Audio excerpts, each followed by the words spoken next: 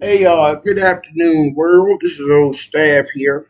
Another update on this terrorist activity phenomenon that I've been investigating. Uh, the videos are going to be sporadic because there's not really too much more intelligence that we need to provide to identify who they are, and what they do. This is just a little bit of tip tap. Now, here at the day's end, where I'm currently still residing, room 124. They still do the same things.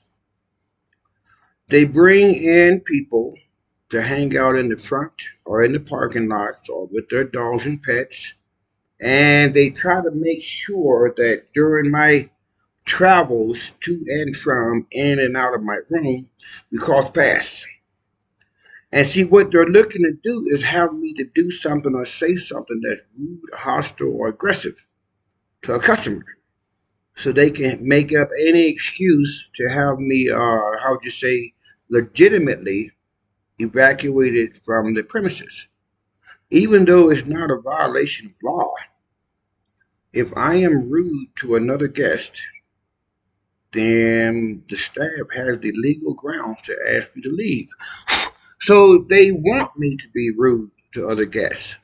And they make sure that every time I go out of my room, pretty much I say 80% to 90% of the time, one of them, including the staff and their guests, will cross my path. Now, they killed 5 of my dogs. So every chance they get, they try to have a dog close to me or where I can see it, or walk by me as I'm coming in and out of my room, thinking that it's going to trigger an emotional response where I can become hostile, aggressive, or say something that is inappropriate to the dog owner. Setups is what they do. Now, I go to Subway and Safeway quite frequently. My last visit to Safeway, correction to Subway, maybe 3 days ago, they know what kind of sandwiches that I primarily buy, the meaty thing or the other Philly. Now, I told the staff that I wanted American cheese, and he tried his damnedest to get me to get provolone cheese. Why? They poison it. See, they know that these restaurants, if they have poison in the restaurant during an unannounced health inspection, they're in trouble. So what they do is they find out where I'm going to go.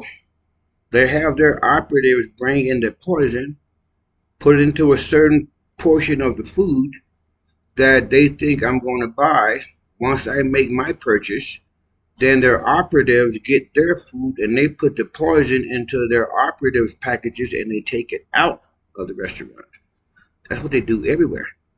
So I frequent a few restaurants, and everywhere I go, you can hear them coordinating with the staff and the customers about what to do to my food prior to my arrival.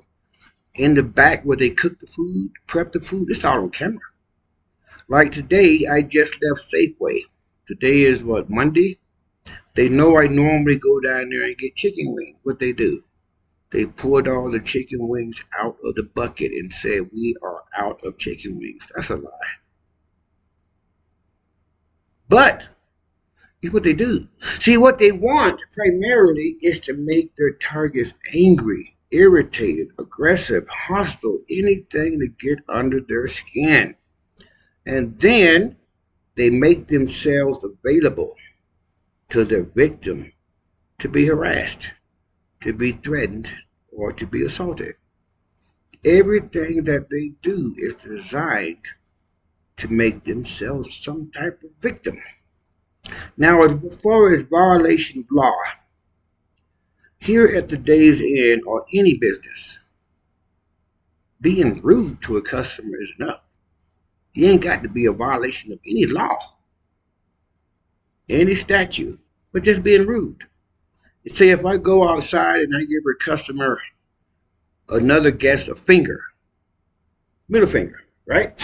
It's freedom of speech. But per policy, that is a hostile, aggressive, unnecessary show of Ignorance, stupidity, aggression, and or disrespect. That's enough to get you kicked off the property just by being rude. So it's not necessarily a violation of law that they're after. They want to be a victim of anything. Hostile aggression, anything. Now there are still cameras in my room. They know everything I do when I'm fixing to leave, everything. It's what they do. And frequently right next door is the utility room. Back in the day, they used to do the switch, the circuit breaker to turn off the lamp at my desk. Then they went over there and turned off the hot water for about 2 weeks. And today again, they started flickering the switch over there, the circuit breaker, because my room is right next door to the utility room. And if you notice, when y'all pull the surveillance footage here, quite frequently, when I'm coming to my room, they'll go there. When I'm leaving my room, sometimes they'll come out. That's what they do. They want me to engage with them, to be hostile. Now, they know that I'm onto them. They know it. So they are desperate to get me to be rude to them. It's not going to happen. I taught psychological warfare. I know what they want. Everything they do is psychological. It's in the brain. But I'm an old school soldier. Plus, I have 2 bachelor's degrees, 27 federal certificate of training. I am out of their league. But they can't accept the fact that they met their match. And like I've told them, and all their predecessors and their colleagues, that the one thing all criminals have in common across the planet, and that is no matter how long they've been committed their crimes, no matter how good they are at committing those crimes, if they commit those crimes against the wrong person, they get caught. For them, I am that wrong person. They just can't accept the fact that I'm black. But all of these Homeland Security cameras on all 4 military bases, multiple cities, and every intersection with traffic lights, they cannot understand or accept the fact that they do not belong to me. They belong to Homeland Security.